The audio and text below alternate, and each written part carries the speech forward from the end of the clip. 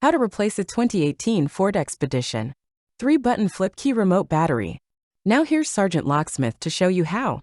Alright, let's go ahead and change the battery out on our 3-button flip key remote here. For this task you will need a flat tip screwdriver, so let's get started. First let's open it up.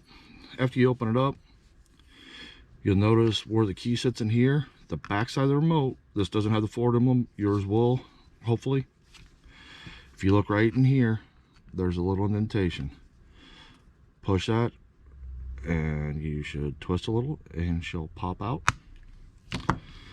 Once she does that, lift it open. You'll notice right here, the battery needs to be pushed that way, so let's go ahead and push it and lift up. Battery came out. It's a CR2032 battery. Now when you reinstall it, positive side up, put it towards that lip again, push in, push down, take your backing on there, and there you go. You did it. Thanks again for watching. Leave a comment down below, give us a thumbs up if we helped you. Have a good day.